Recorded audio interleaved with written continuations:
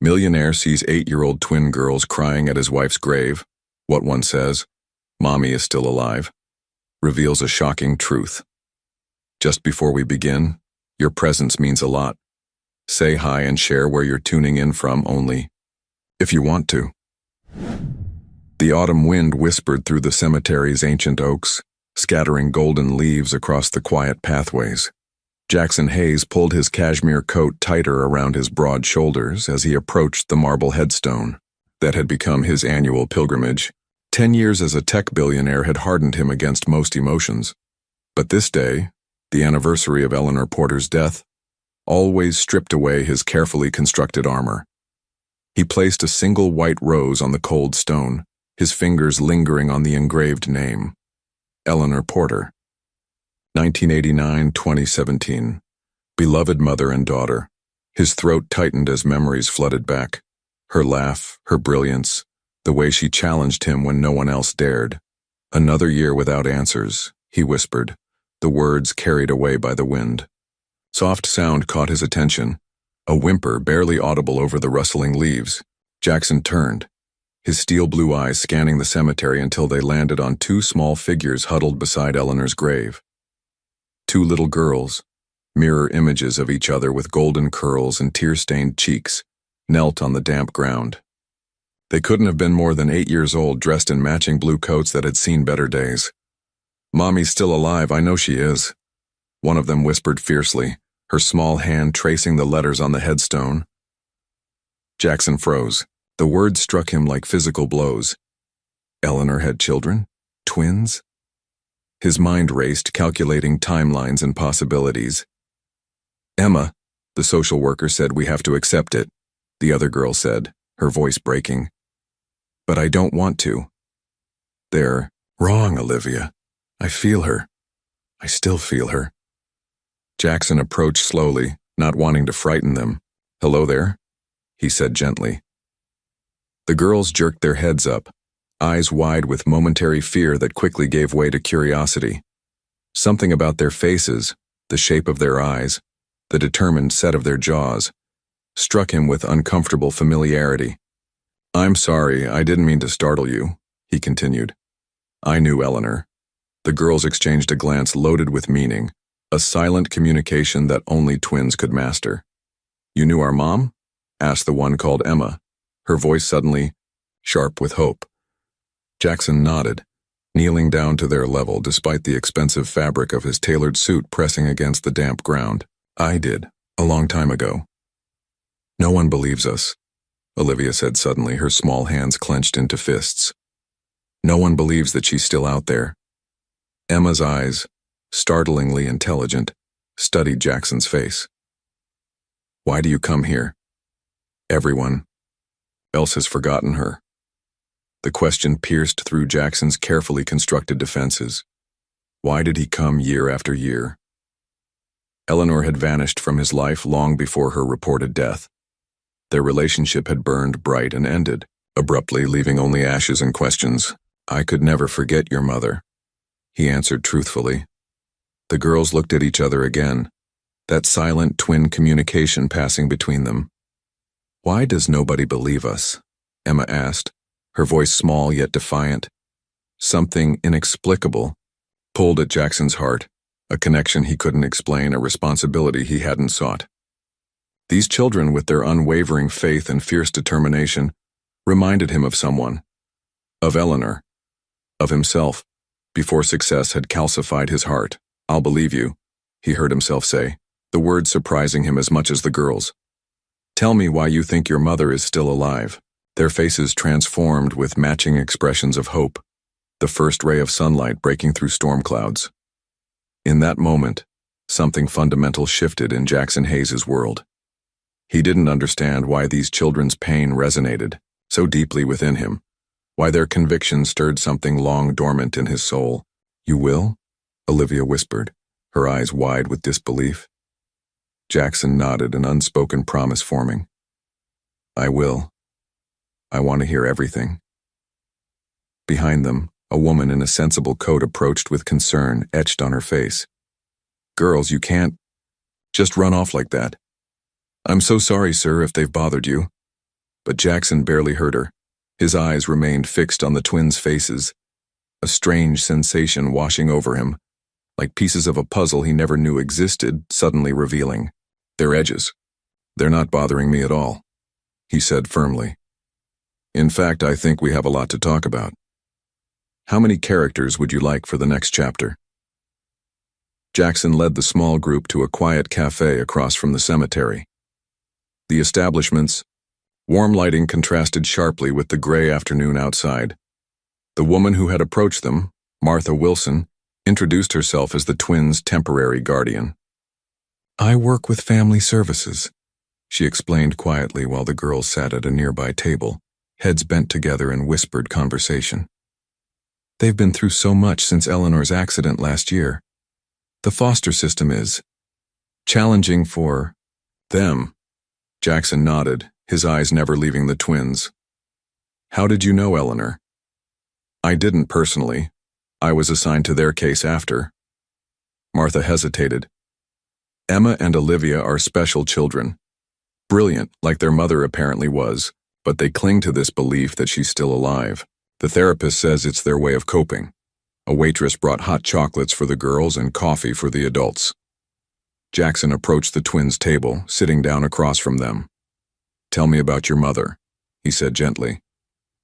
Emma, the more analytical of the two, studied him with eyes too wise for her age. Mom was a scientist. She worked with medicines to help sick people. She was always writing in her special notebook, Olivia added, the one with the lock that had all her secrets. Emma nodded.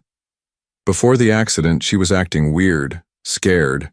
She kept saying some people were dangerous. She'd whisper on the phone at night, Olivia continued. We weren't supposed to hear, but we did. Jackson leaned forward. What did she say? That she found something bad. That people could get hurt, Emma replied. She said she had proof and needed to tell someone important. Martha sighed. The police investigated thoroughly after the car accident. There was nothing suspicious. Because they didn't look, Olivia protested. Mom left us clues. She knew something might happen. Emma reached into her pocket and pulled out a folded photograph. This was in her special box. She said if anything happened to her, we should remember this picture. Jackson took the photo and his heart stopped. It showed a younger Eleanor laughing on a university campus, her arm around a younger version of himself. He remembered that day perfectly. It was taken 10 years ago, during their final semester together at MIT. That's you, Emma said simply. Jackson couldn't speak, staring at the evidence of a past he'd tried to forget. Martha looked confused. You knew Eleanor well? We were together in college, Jackson managed to say, his mind racing. But we lost touch years ago. Mom never told us much about our dad, Olivia said softly. Just that he was someone important, too important to be part of our lives. Jackson studied their faces more carefully now. The shape of their eyes, the determined set of their chins, the analytical gaze. Traits he saw every morning in the mirror. Traits his mother had passed to him. The realization hit him with stunning clarity. These weren't just Eleanor's daughters, they were his. The drive to Jackson's penthouse was silent, his mind a tempest of calculations and memories. 10 years ago, Eleanor had vanished from his life without explanation. 9 years ago, these girls were born. The timeline fit perfectly. In his spacious living room overlooking the city skyline, Jackson paced while Martha made phone calls to approve the girls' temporary visit. Emma and Olivia sat wide-eyed on his leather sofa, looking impossibly small against the backdrop of modern luxury. Your home is bigger than our whole apartment building, Olivia whispered. Jackson stopped pacing. I didn't always live like this. When did you know our mom? Emma asked, her analytical mind clearly making connections. Jackson sat across from them, choosing his words carefully. We met at college, MIT. We were both studying technology, though your mother was more interested in biomedical applications. That's where she became a scientist. Olivia nodded. She was brilliant, Jackson continued, memories washing over him. far smarter than I was. Everyone knew she'd change the world someday. What happened between you? Emma's question was direct, unflinching. Jackson's jaw tightened. We were together for almost 3 years. Then one day she was just gone. No explanation, no goodbye. I tried to find her, but she disappeared completely. He omitted the crushing devastation he'd felt, how her abandonment had hardened him, fueled his relentless drive to succeed, how he'd built his tech empire partly to prove she'd made a mistake in leaving. Did you know she worked for Bennett Pharmaceuticals? Jackson asked. Martha looked up from her paperwork. Yes, she was a senior researcher there. Dr. Maxwell Bennett himself wrote her recommendation letter after she died. The name hit Jackson like a physical blow. Maxwell Bennett, his former mentor turned bitter rival. The man who had taken him under his wing at MIT, then subtly tried to control his career path.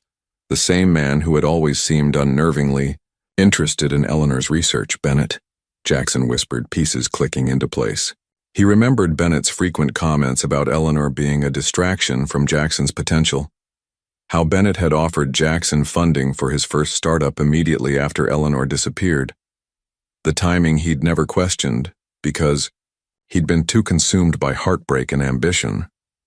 I need to see Eleanor's research, Jackson said suddenly. You mentioned a notebook? Emma nodded. It has a special lock. We couldn't open it. Where is it now?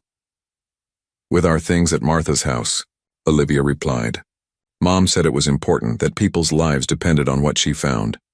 Martha's phone rang, breaking the moment. After a brief conversation, she turned to Jackson. That was my supervisor. Due to your previous connection to Eleanor, they've approved an extended visit. The girls can stay tonight if they'd like, and we'll reassess tomorrow. Jackson nodded, a strange protective feeling surging within him. I'd like that. After Martha left with promises to return with overnight bags, Jackson stood at his window, watching the city lights flicker to life as dusk fell. Behind him, his daughters, whispered together on the sofa.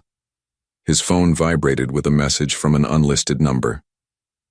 Heard you met Eleanor's twins today. We should talk about old times. MB. Jackson's blood ran cold. Bennett was watching, and Bennett never reached out without purpose. What had Eleanor discovered that was worth hiding?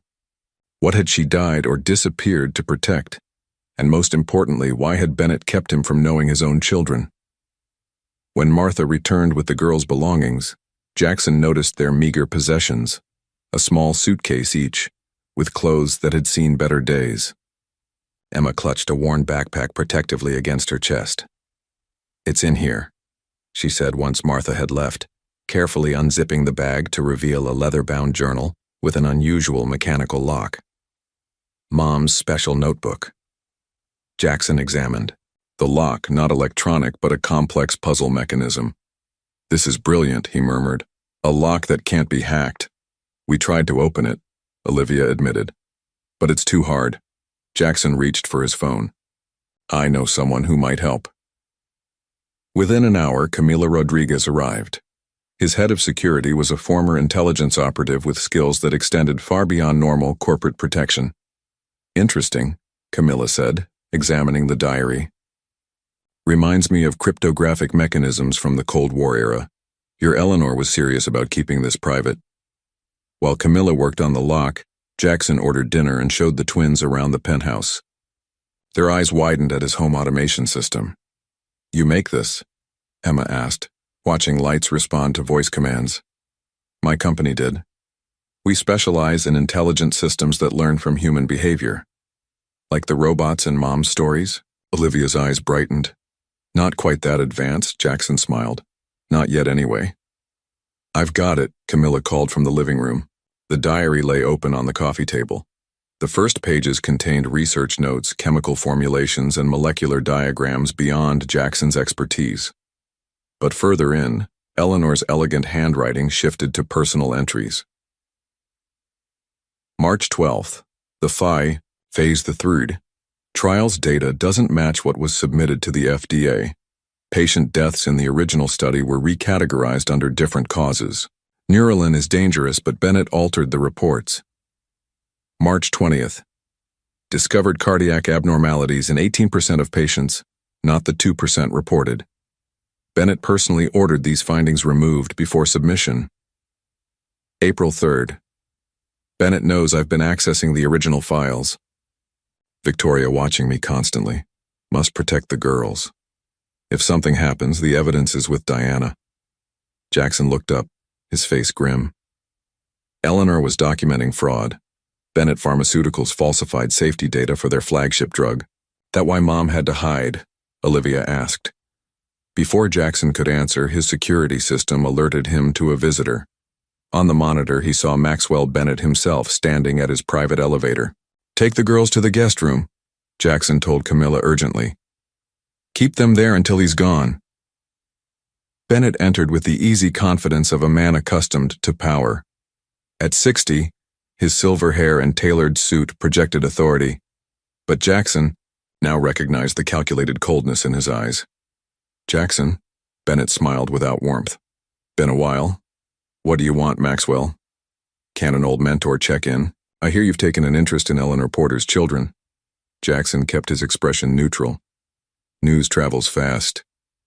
Small world, Bennett replied, glancing around the penthouse. Tragic about Eleanor. Brilliant mind. Yes, she was, Jackson said carefully. Bennett's eyes sharpened. The girls are staying with you? Interesting choice by social services. Temporary arrangement. Bennett nodded slowly. Children need stability. Perhaps Bennett Pharmaceuticals could establish a trust fund for Eleanor's memory. The threat was veiled but clear. Bennett was asserting control. I'll handle their needs, Jackson said firmly. As Bennett left, he paused. Those girls have Eleanor's eyes, don't you think? But something about them reminds me of someone else. Good genes. His smile was predatory. Be careful, Jackson. Parenting can be hazardous. After the elevator doors closed, Jackson leaned against the wall, heart pounding. Bennett knew. And Bennett wanted Eleanor's research, and possibly the twins, under his control. Jackson returned to the diary, more determined than ever to uncover what Eleanor had discovered, and why it might have cost her her life. The morning after Bennett's unsettling visit, Jackson arranged for enhanced security measures. Camilla stationed 2 additional team members in the building and implemented advanced surveillance protocols. We're being watched, she informed Jackson privately. There's a black sedan that circled the block 6 times. Professional surveillance team. Jackson nodded grimly. I need to know everything about Eleanor's work at Bennett Pharmaceuticals, and I want to meet anyone who worked closely with her. While the twins explored the penthouse library with Camilla, Jackson began his investigation. In earnest, he contacted his corporate intelligence team to discreetly gather information on Bennett's operations, Eleanor's research history, and the drug Neuralin. By afternoon, Jackson was reviewing preliminary reports in his home office when Emma slipped. Inside, her observant eyes taking in the multiple screens displaying data. Are you looking for Mom's secrets? She asked. Jackson hesitated, then nodded. I am. I think your mother discovered something dangerous and some powerful people might have wanted to stop her. Emma's face remained serious. She knew they were coming. That's why she made plans. She climbed onto a chair beside Jackson. I remember watching her burn papers in the kitchen sink. She was crying. When was this? Jackson asked gently. The week before she died. She kept saying they won't hurt my girls. Emma's analytical gaze met Jackson's. She was protecting us from someone. The revelation sent a chill through Jackson. Emma, do you remember anyone unusual coming to your house? Anyone who might have been watching your mother? Emma thought carefully. A woman with red hair came to dinner once. Mom was tense. They argued after she thought we were asleep. Do you know her name? Dr. Victoria. Mom called her Vic. They used to be friends, but then Mom said she chose the wrong side. Victoria Coldwell, Bennett's research director and right hand. Jackson made a mental note to investigate her more thoroughly. An alert from his security system diverted his attention. Someone had arrived at the private elevator. The monitor showed a thin woman with anxious eyes and a lab coat tucked into her bag. Sarah Wang, she identified herself to the security camera. I was Eleanor Porter's research assistant. I need to speak with Mr. Hayes. After security cleared Sarah entered the penthouse clearly uncomfortable with the luxury surroundings. Her gaze softened when she spotted the twins reading in the living room. Emma, Olivia, she said with genuine warmth. You've grown so much. The twins rushed to embrace her, confirming her identity better than any security check could have. In Jackson's office, with the door closed, Sarah spoke in hurried, nervous tones. I shouldn't be here. They're watching all of Dr. Porter's former associates. But when I heard you'd taken the twins in, she twisted her hands anxiously. Dr. Porter talked about you, you know. Not often, but sometimes I'd catch her looking at an old photo. Why have you come, Sarah? Jackson asked directly. Because Eleanor prepared for her own death, Sarah said, her voice barely above a whisper. The accident was too convenient, too perfectly timed. She had just compiled all the evidence of data manipulation on Neuralin trials. Sarah pulled a flash drive from her pocket. Eleanor gave me this the day before she died, said it was her life insurance. I was supposed to release it if anything happened to her, but I was too afraid. Bennett has connections everywhere, police, FDA, media. Jackson took the drive, his expression grave. What does it contain? Raw data from the original trials. Patient records showing cardiac failures systematically recoded as unrelated complications. Internal emails ordering the manipulation of data. Bennett personally directing which adverse events should be hidden. Why didn't she go public? Jackson asked. Sarah's eyes darted to the door. She was going to. Had a meeting scheduled with an investigative reporter. But she was also terrified. For the twins, she lowered her voice further. Bennett made threats, not directly but through Victoria, said that single mothers could face unfortunate accidents, leaving their children in the system. Jackson's jaw tightened. So she was gathering evidence carefully, building an airtight case. Yes, Sarah confirmed, and there's more. Neuralin was just the beginning. They're preparing to launch a pediatric version despite knowing the risks are even higher for children. The implication was staggering. Thousands of children could be endangered by a medication known to be unsafe. There's one more thing, Sarah continued. In those final weeks, Eleanor kept saying she had a nuclear option if anything happened to her. Something that would destroy Bennett completely. She never told me what it was, but it gave her courage. Jackson thought of the diary, still only partially decoded. Did she have any unusual research sites? Private labs, off-site locations? Sarah hesitated. She sometimes disappeared for entire weekends. Said she was conducting independent verification of her findings. I always assumed she was using university labs where she had former colleagues. Before leaving, Sarah knelt to hug the twins once more. Your mother was the bravest person I've ever known, she told them. She would move mountains to protect you. After she departed, Jackson found the twins sitting unusually quiet in the living room. Sarah looked scared, Olivia observed. Like Mom did at the end. We'll protect Sarah, Jackson promised, and we'll find out what happened to your mother. That night after the twins were asleep, Jackson reviewed the flash drive's contents with Camilla. The evidence was damning. Systematic fraud that had potentially cost hundreds of lives. This would destroy Bennett Pharmaceuticals, Camilla said. Their stock would collapse overnight. And Bennett himself would face criminal charges, Jackson added. No wonder he was willing to go to such lengths to suppress it. He stared at the sleeping faces of his daughters, their existence a miracle he was still processing. Their mother had faced down one of the most powerful men in pharmaceuticals to protect patients and them. Had it cost Eleanor her life? Or was she still out there somewhere, as the twins so fervently believed? Jackson made a silent vow as he watched over them. He would finish what Eleanor started. He would protect their daughters. And he would uncover the full truth, no matter how dangerous the path.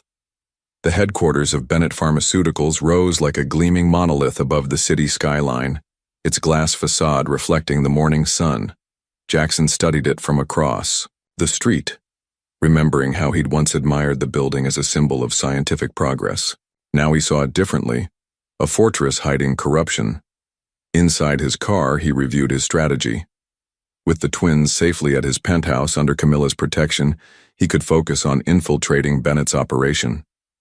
His cover was simple: a potential investor interested in the upcoming pediatric Neuralin launch. The receptionist recognized him immediately. "Mr. Hayes, what an unexpected pleasure.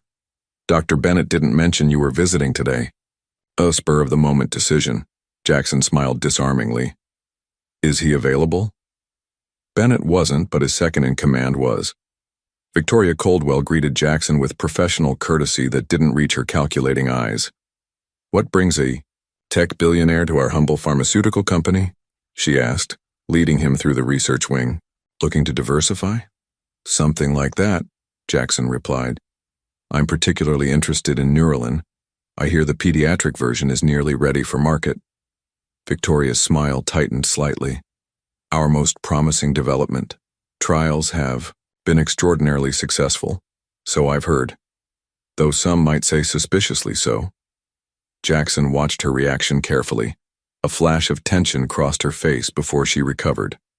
"Science often delivers unexpected breakthroughs, Mr. Hayes." She showed him laboratories where white-coated researchers worked with precision instruments. Everything appeared immaculate, transparent, but Jackson noticed the keycard barriers, the surveillance cameras, the restricted areas. "I'd love to see the raw data from the pediatric trials," he mentioned casually. "My team performs independent analysis before any investment." "Of course," Victoria nodded. "Though it would require confidentiality agreements, proprietary methods, you understand." They passed a restricted laboratory where researchers huddled around screens displaying molecular structures. Jackson glimpsed the label Neuralin P before Victoria smoothly directed him away. As they approached a conference room, Jackson heard Bennett's unmistakable voice from inside. "I don't care what it takes. Hayes is becoming a problem just like Porter was. Find out what he knows." Victoria cleared her throat loudly before opening the door, giving Bennett just enough warning to compose himself. "Jackson," Bennett exclaimed with false warmth. "Victoria didn't tell me you were visiting. What a pleasant surprise." The conference room contained 3 other executives who watched Jackson warily. On the screen behind them, Jackson glimpsed financial projections for Neuralin P, $4.2 billion in first-year revenue. "Just exploring some investment opportunities," Jackson said smoothly. Bennett's smile remained fixed. "Always the entrepreneur. Though I'm surprised you're interested in pharmaceuticals. Quite different from your tech empire."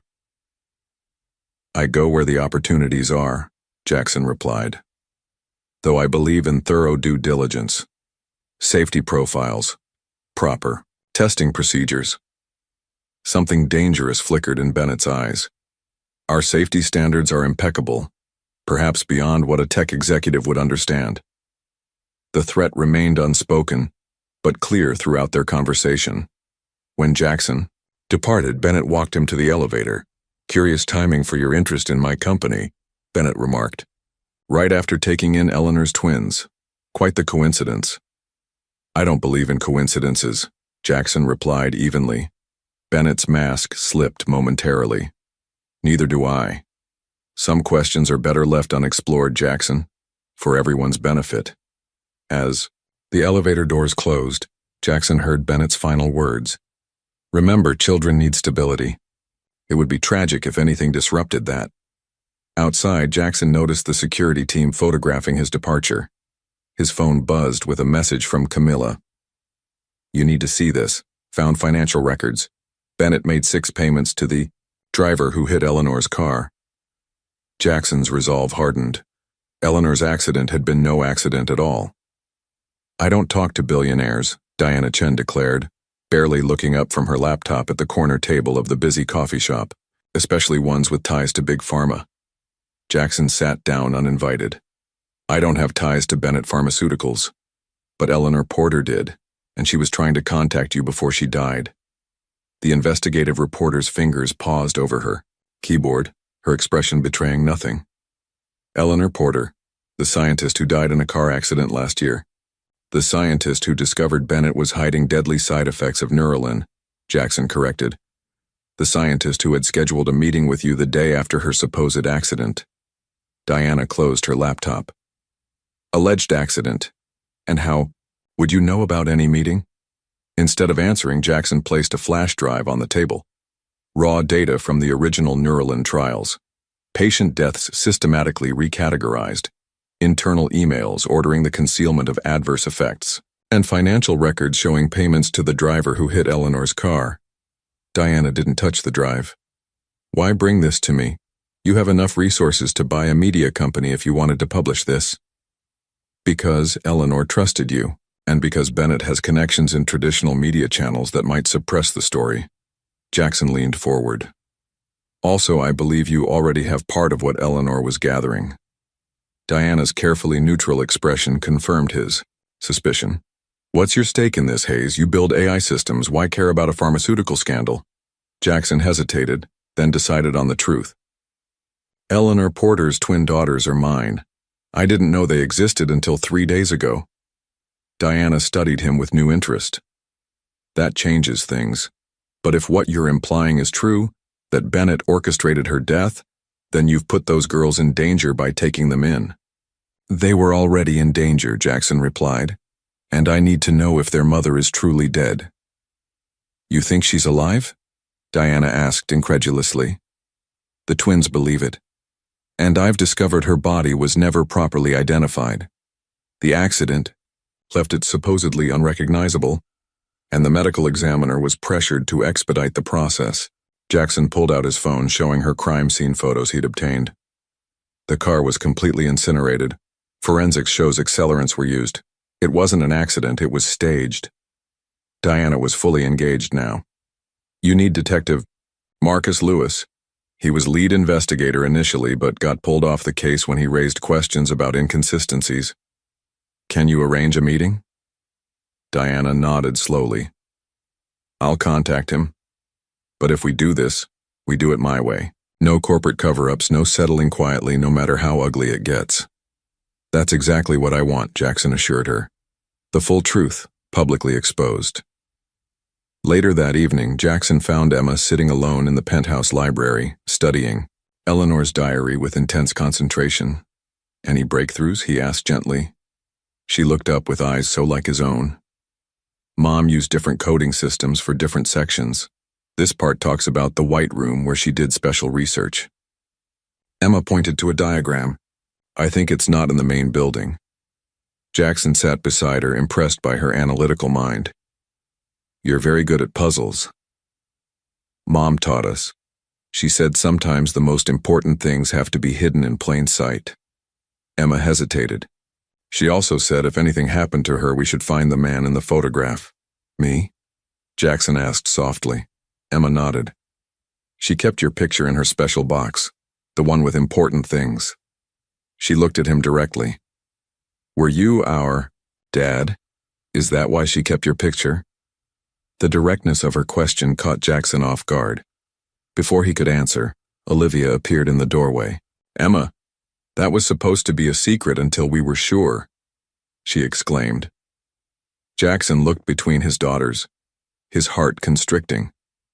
Yes, he said simply. I believe I am your father. I just didn't know it until now. Why didn't you find us before? Olivia asked, her voice small. Because I didn't know about you, Jackson answered truthfully. If I had, I would have moved heaven and earth to be part of your lives.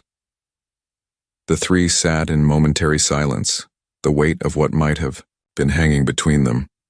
We should find Mom together, Emma finally said.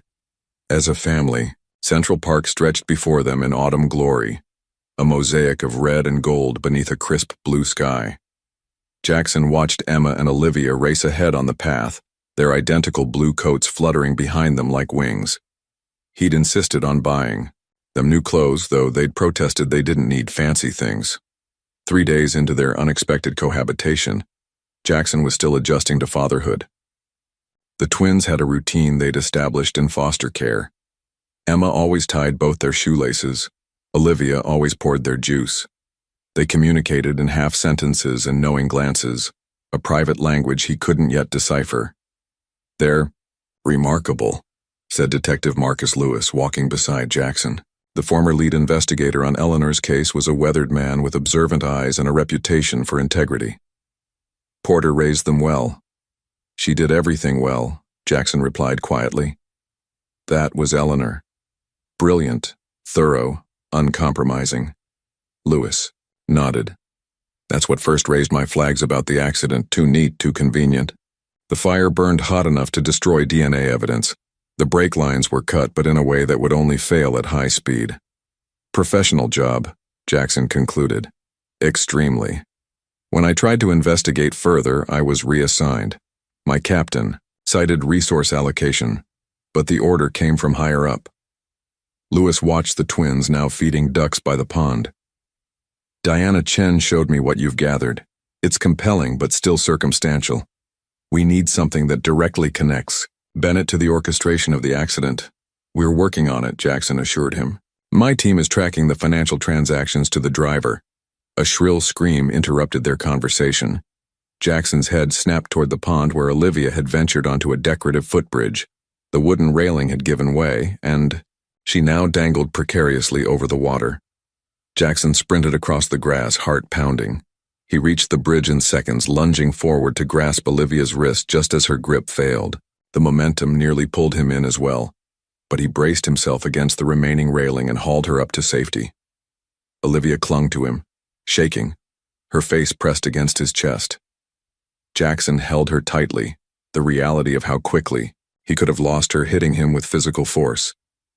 "You're safe," he murmured into her hair. "I've got you."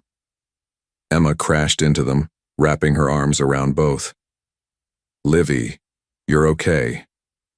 Detective Lewis examined the broken railing, his expression grim. This wasn't wear and tear. The supports were partially sawed through. Jackson's blood ran cold.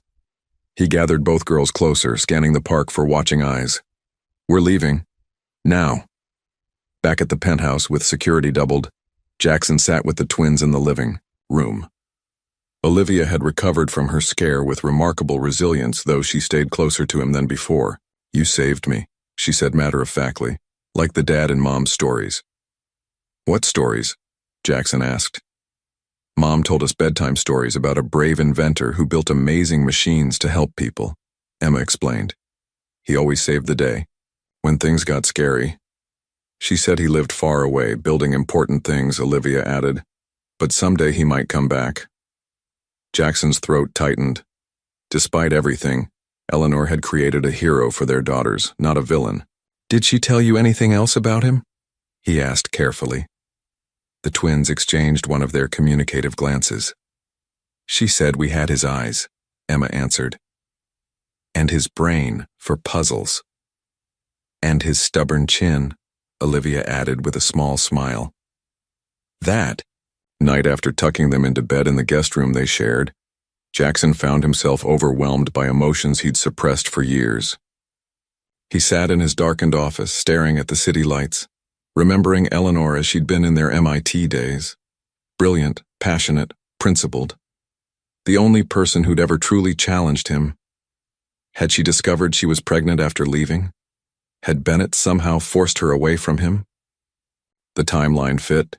Their sudden breakup, Bennett's immediate offer to fund Jackson's startup, all while Eleanor disappeared completely.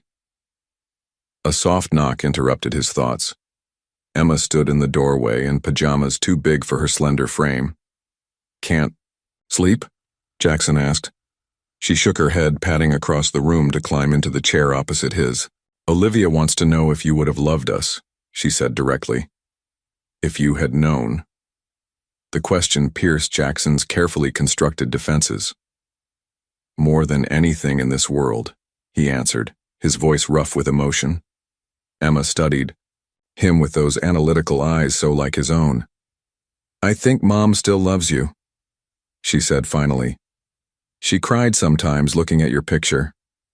"I never stopped loving her," Jackson admitted, "even when I thought she'd chosen to leave."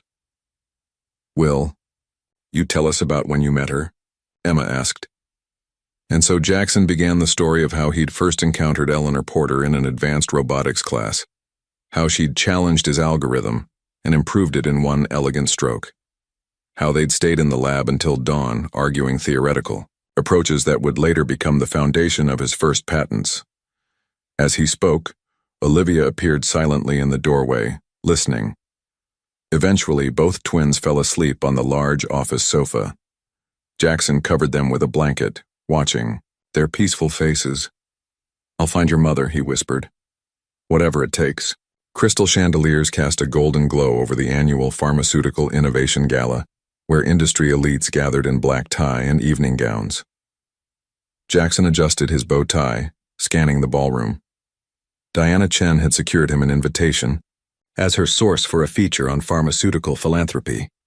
"Bennett always makes a grand entrance halfway through," Diana murmured, elegant in a simple black dress, her press credentials displayed prominently. "He considers himself the star attraction." "And Coldwell?" Jackson asked. "His shadow." "Never. More than 10 feet away at these functions." Diana nodded toward a cluster of FDA officials. Bennett's cultivated impressive connections. 3 of those regulators previously worked for his companies. Jackson spotted the moment Bennett entered. The subtle shift in the room's energy, the deferential nods, the path clearing before him. Victoria Coldwell followed precisely 6 steps behind, resplendent in emerald silk that matched her calculating eyes. "Time to mingle," Diana said. "I'll work the regulatory crowd. You've got Bennett." Jackson circulated deliberately, positioning himself near Bennett's typical trajectory. When their paths finally crossed, he raised his champagne flute in mock salute. "Maxwell, quite the spectacle you've orchestrated." Bennett's smile remained fixed, though his eyes hardened. "Jackson, unusual to see you in pharmaceutical circles. Still playing guardian to Eleanor's girls?" "My girls," Jackson corrected, voice low enough that only Bennett could hear. A flicker of surprise crossed Bennett's face before disappearing. "Ah, you've made that connection. I wondered when you might." "You knew all along," Jackson stated. "Not a question. Eleanor was quite discreet, but pregnancy has visible symptoms." Bennett sipped his champagne. "She was brilliant but distracting you from your potential. You needed focus during those critical early startup days. So you separated us," Jackson concluded. "What did you tell her to make her leave?" Bennett's smile turned cold. "Nothing untrue. That you'd expressed frustration over her holding back your career. That you'd referenced her as a temporary diversion while discussing your 5-year plan with me." Jackson's grip tightened on his glass. "Lies. Selective truths," Bennett corrected. "She was already concerned about your workaholism, your ambition. I merely confirmed her fears. And then you hired her at Bennett Pharmaceuticals to keep her under your thumb." Bennett shrugged elegantly. "I recognized exceptional talent. When she discovered her pregnancy after leaving you, I offered security, advancement. Everyone benefited. Until she discovered what you were hiding about Neuralin," Jackson said. Bennett's expression hardened. "You're treading dangerous ground, Jackson.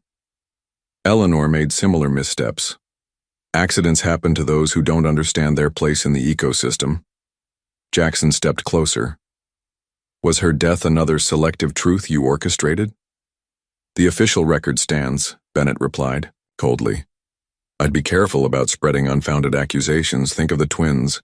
Children need stability." His gaze drifted toward the entrance.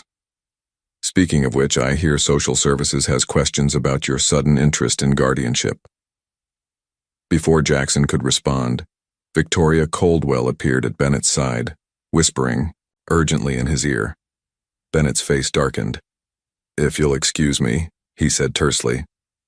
"Urgent matter." As Bennett strode away, Diana approached with her phone displaying breaking news. "Whistleblower exposes potential fraud in Neuralin drug trials." "Sarah Wang went public," Diana said. "Limited details, but enough to spook Bennett." "He'll retaliate," Jackson warned. "We need to protect her." "Already arranged safe housing through my editor." As the gala continued, Jackson noticed Bennett and Victoria in intense conversation with several FDA officials. The network of influence was visible: handshakes, reassuring pats, confident nods. When Jackson departed shortly after midnight, he found his driver unconscious beside the car. The vehicle's brake lines had been cleanly cut. On the windshield, a handwritten note: "Not for you, for the twins' sake." The message was clear: back off, or Emma and Olivia would become targets again. Jackson's resolve hardened. Bennett had underestimated him just as he'd underestimated Eleanor. The time for careful investigation was over. He needed to strike directly at Bennett's empire before more lives were lost. Gray clouds hung heavy over Memorial Garden Cemetery, matching the somber mood of the small gathering. Jackson stood beside Detective Lewis and Diana Chen, watching, as cemetery workers prepared to exhume Eleanor Porter's grave. The court order had taken considerable legal pressure to obtain. The twins shouldn't be here for this, Jackson had insisted earlier that morning. They remained at the penthouse with Camilla, engaged in a mathematics lesson, a distraction Jackson had carefully arranged. Dr. Helena Bishop is the best forensic pathologist in the state, Lewis explained, as a petite woman in a practical raincoat approached. If there's anything to find, she'll find it. The exhumation proceeded with methodical precision. Jackson maintained his composure until workers lifted the casket from the earth. Despite his preparation, the reality of the moment, that Eleanor's remains might be inside, hit him with physical force. Dr. Bishop supervised as the casket was transported to a nearby tent for preliminary examination. The small group followed, tension thick in the air. "I'll need to document everything before opening," Bishop explained, photographing the casket from multiple angles. "The seal appears intact, no signs of previous disturbance." Jackson nodded, unable to speak. Diana squeezed his arm briefly in silent support. When Bishop finally opened the casket lid, her professional demeanor slipped momentarily. "This is unusual.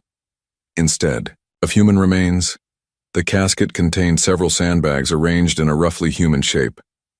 "What the hell?" Lewis muttered, leaning closer. Bishop examined the interior carefully. "These weights approximate the body weight reported in the death certificate. There are no human remains in this casket." The implications crashed over Jackson in a wave. "She's not here." "No," Bishop confirmed, "and from the condition of these materials, I'd say this casket has never contained a body." The funeral was closed casket, Diana recalled. The official report cited severe burning from the car fire. Lewis was already on his phone requesting the original accident scene evidence. "We need to retest the blood samples from the crash site." Within hours, they gathered in Bishop's laboratory, where she completed her analysis of the original blood evidence. "It's human blood type AB negative, matching Eleanor Porter's recorded type," she confirmed. "But the quantity is inconsistent with a fatal accident. More importantly, the degradation pattern suggests it was refrigerated before being planted at the scene." "Could it have been drawn during medical treatment?" Lewis asked. "No. The preservation chemicals I'm detecting aren't used in emergency medicine." Bishop removed her glasses. "This blood was stored, likely from routine medical draws, then placed at the scene." Jackson's heart raced with the confirmation of what he'd begun to believe. "So there's no evidence she died in that crash?" "None," Bishop agreed. "In fact, I'd say there's compelling evidence that someone went to extraordinary lengths to fake her death." Back at the penthouse, Jackson found the twins waiting expectantly despite his attempts to shield them from the day's events. "You went to Mom's grave," Emma stated matter-of-factly. "Did you find her?" Jackson hesitated, then sat down at their level. "No, we didn't find her. But that might be good news." Olivia's eyes widened. "Because she wasn't there?" "Exactly." Jackson explained in simplified terms what they'd discovered. "I knew it," Olivia exclaimed, jumping up. "I told everyone she wasn't dead." Emma remained more analytical. "But where is she? Why would she hide from us?" "I don't think she's hiding from you," Jackson said gently. "I think someone is hiding her from us." Emma nodded seriously. It's the White Room. I've been dreaming about it. What White Room? Jackson asked. Where Mom is. In my dreams, she's in a room with white walls and no windows. She's working, but she looks sad. Emma's voice dropped to a whisper. She writes notes and hides them inside her shoes. Jackson exchanged glances with Diana, who had been silently observing. Children's dreams weren't evidence, but given everything they'd discovered, he wasn't dismissing anything. We're going to find her, he promised.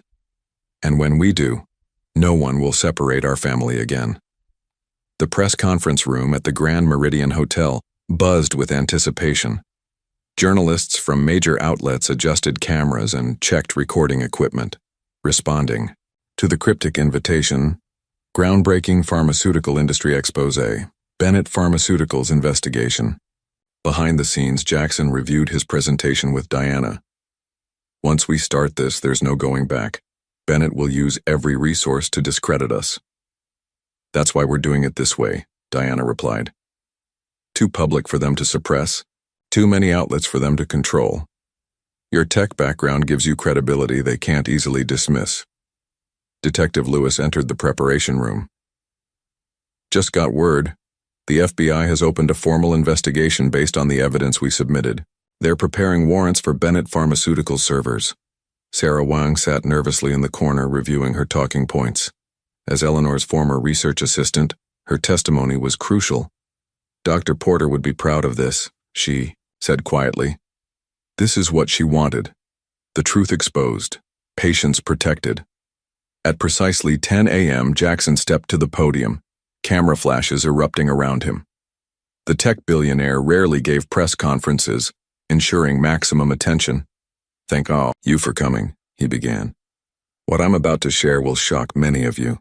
It involves systematic fraud, danger to public health, and potentially orchestrated violence, all to protect corporate profits. For the next 30 minutes, Jackson methodically presented their evidence, the falsified Neuralin trial data, the concealed cardiac risks, the pattern of suspicious deaths among whistleblowers, the staged accident, and finally, the empty grave. We have conclusive forensic evidence that Eleanor Porter's death was elaborately faked, Jackson stated. We believe she is being held against her will, possibly continuing her research under duress. The room erupted with questions. Diana stepped forward, directing the press to packets containing supporting documentation and her comprehensive investigative report publishing simultaneously online. As the conference concluded, Jackson's security team reported agitated activity at Bennett Pharmaceuticals headquarters. Stock prices were already plummeting in real-time trading. Mr. Hayes, a reporter called out as Jackson prepared to leave. Is it true that Eleanor Porter's twin daughters are your children? Is this investigation personal? Jackson paused, then returned to the microphone. Yes, Emma and Olivia are my daughters. I only discovered this recently after they found me at their mother's grave. And yes, this is deeply personal. But it's also about thousands of patients endangered by a medication known to be unsafe. Back at his command center, Jackson received reports from multiple fronts. Bennett Pharmaceuticals had issued a blanket denial, calling the allegations baseless attacks from a tech competitor seeking to manipulate markets.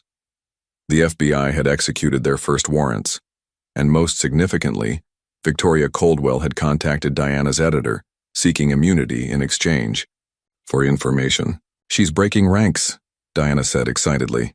This is exactly what we needed. The meeting with Coldwell took place at her attorney's office under strict confidentiality.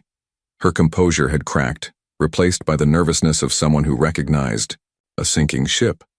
Bennett has a research facility that doesn't appear in any official records, she revealed. Built inside a mountain property he owns personally, registered as a private retreat. That's where Eleanor is. She's alive? Jackson demanded.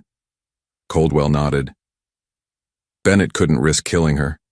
She's the only one who fully understands the molecular structure of Neuralin and its flaws. He needs her to fix the formula without admitting the original was defective. How do we know you're telling the truth? Diana pressed. Coldwell handed over a flash drive.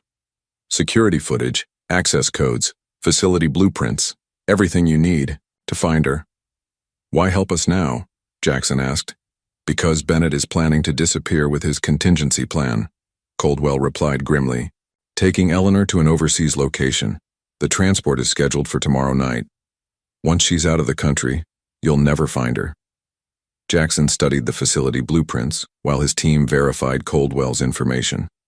The mountain complex was sophisticated with multiple security layers and limited access points. We can't wait for the FBI's bureaucracy, he decided. By the time they get approval for this location, Bennett will have moved her. You're not suggesting, Diana began. I'm not suggesting, Jackson interrupted. I'm stating. We're going. In tonight. The FBI field office buzzed with activity as agents processed the mounting evidence against Bennett Pharmaceuticals. Special Agent Cassandra Rivera, newly assigned to lead the investigation, reviewed the case files with growing alarm. The scale of this fraud is staggering, she told Detective Lewis. We've frozen Bennett's known accounts, but he has offshore resources we can't easily touch. He's planning to transport Eleanor Porter tonight, Lewis pressed. We need to move. On that mountain facility immediately. Rivera shook her head. The warrant for that property is still working through the system. It's privately owned outside corporate holdings. Judge Morris won't sign until morning. That's not good enough, Lewis argued. By then, Porter will be gone. Outside the federal building, Jackson waited in his car, on a secure line with Camilla. Surveillance confirms increased activity at the mountain property, she reported. Multiple vehicles arriving, equipment being loaded. They're definitely preparing for transport. Jackson made his decision. Implement Alpha Protocol. We move at nightfall. Across town, Diana Chen filed her latest story, revealing Victoria Coldwell's cooperation with authorities. The headline would hit within hours. Bennett Pharmaceuticals executive turned state's evidence. Claims kidnapped scientist held in secret facility. The media firestorm was intensifying.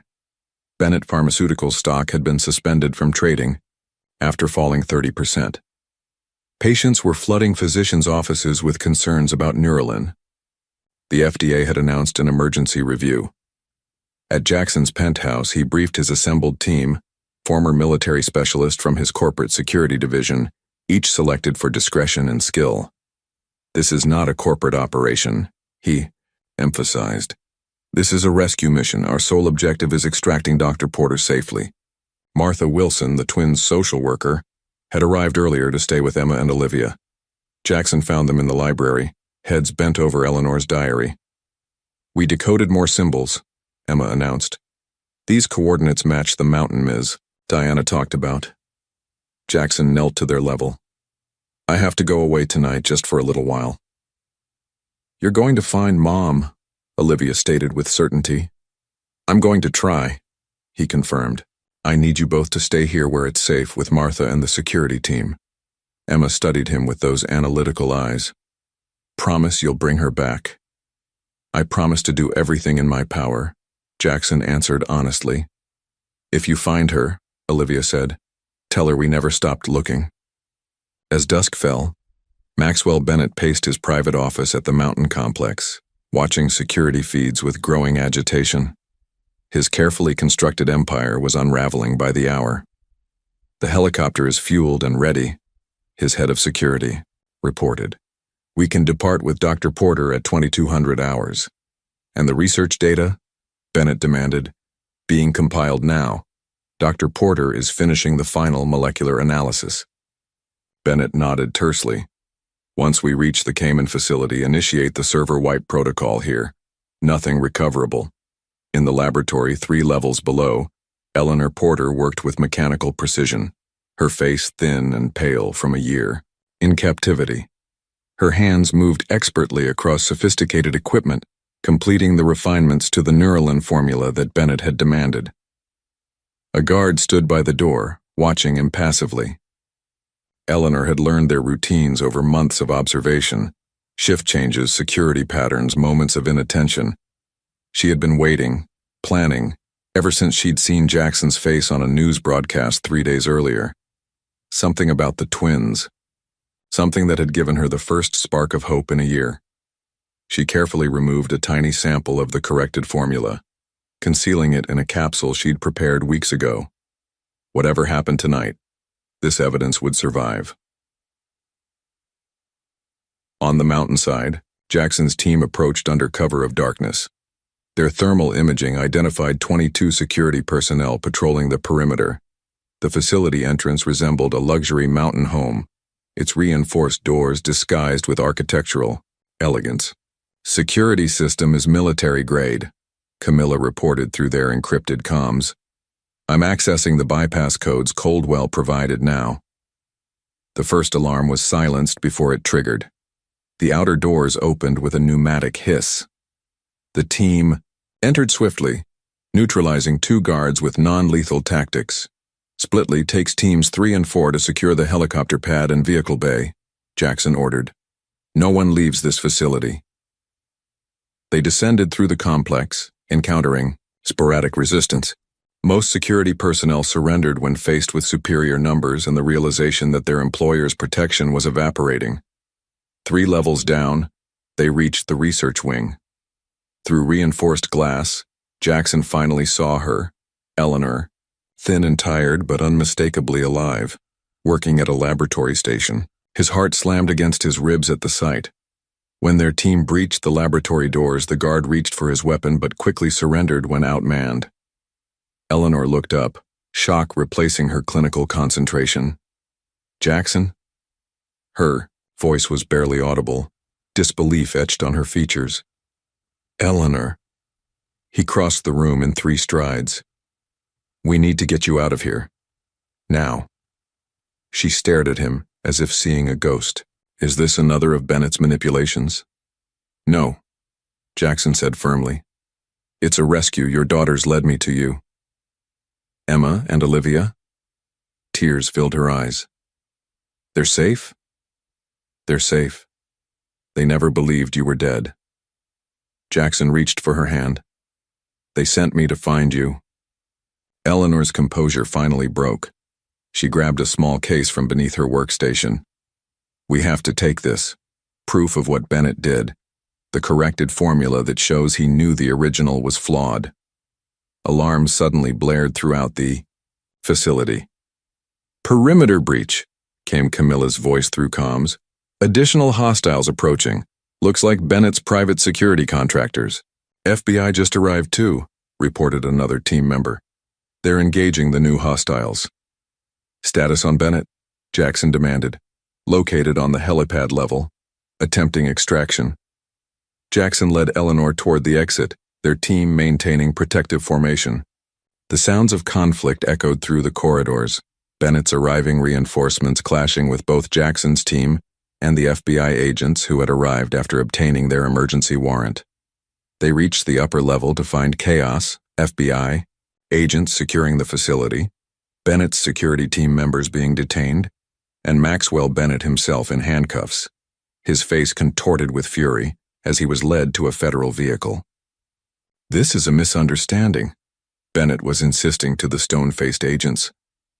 "Dr. Porter has been working here voluntarily on classified research."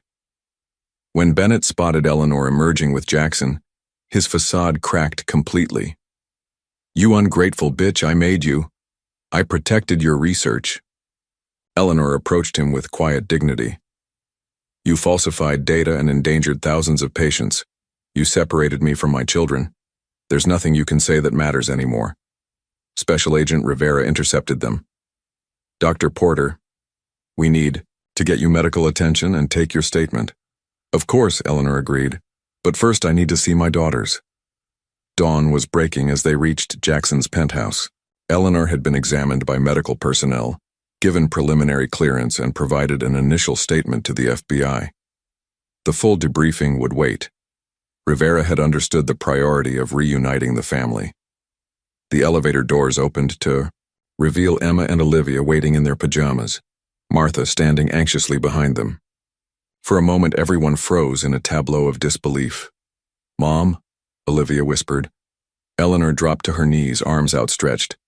"My babies."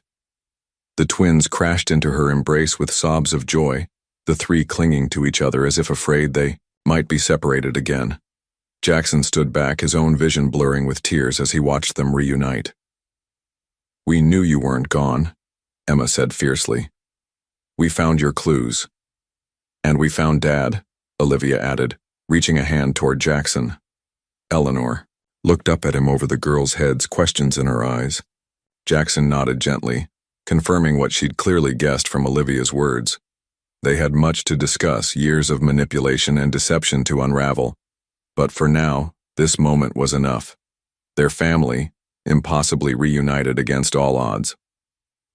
Martha discreetly wiped her eyes. "I'll make some breakfast," she murmured, giving the family space.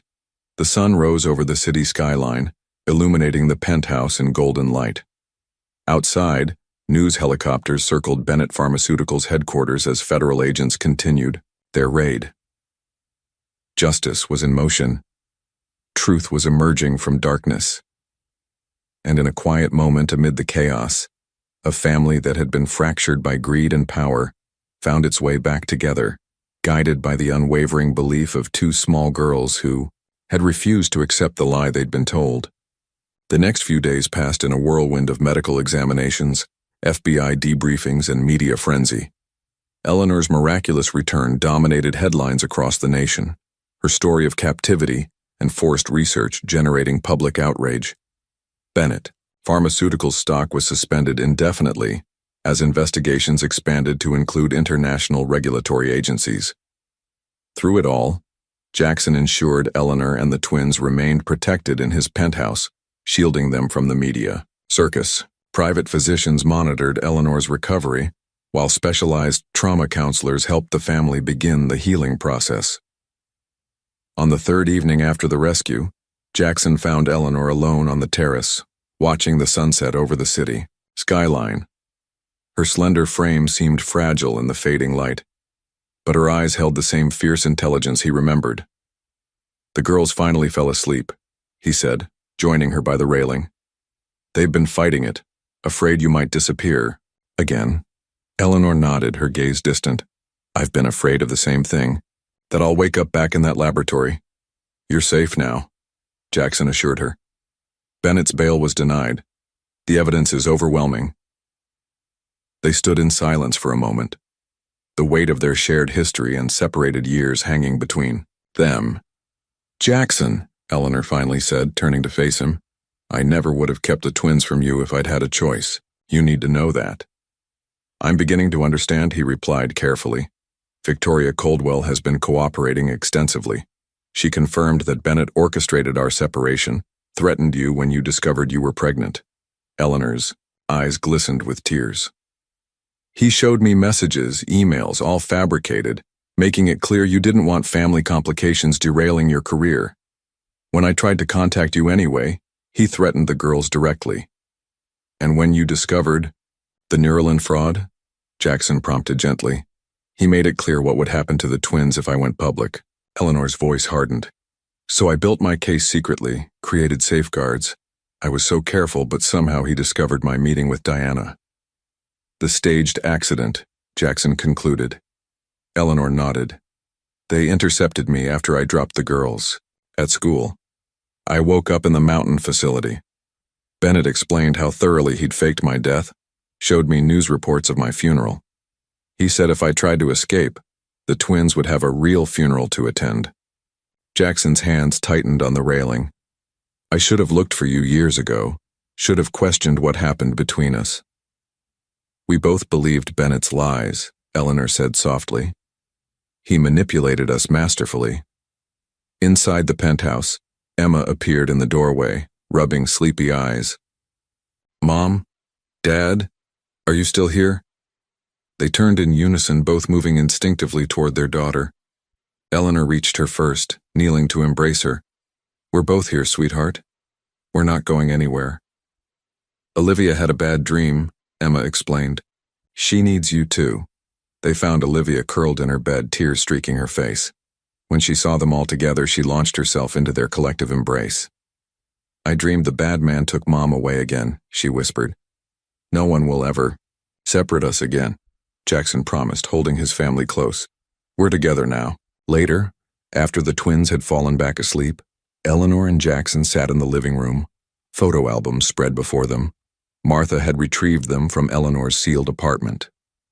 "They're so much like you," Eleanor said, tracing a picture of the twins building an elaborate block structure.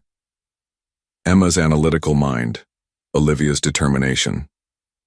"They have your brilliance," Jackson countered, "and your courage."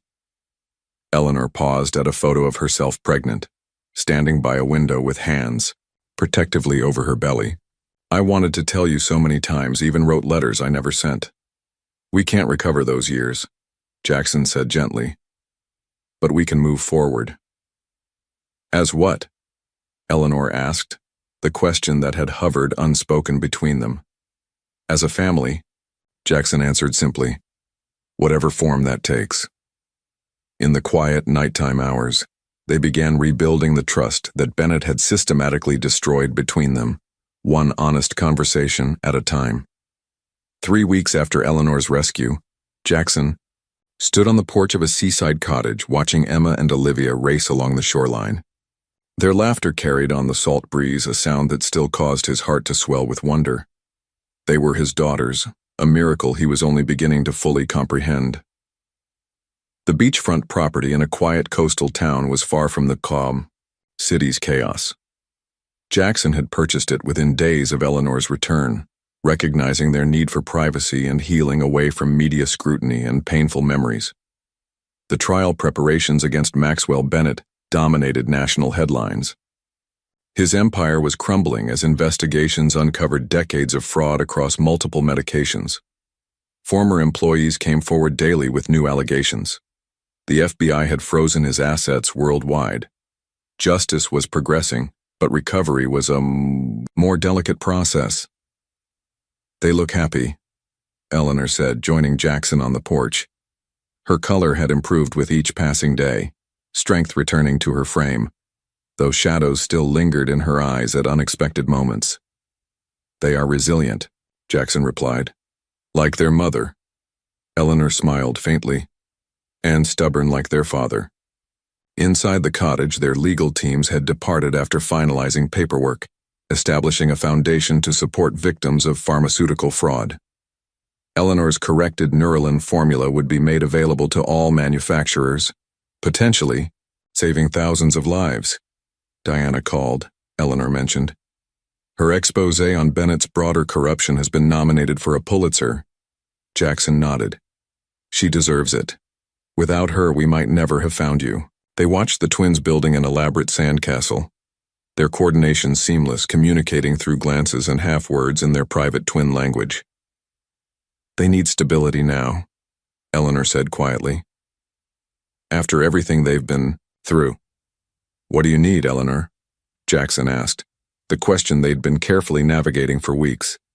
She turned to face him, her expression both vulnerable and resolute. "Honesty. No more secrets between us.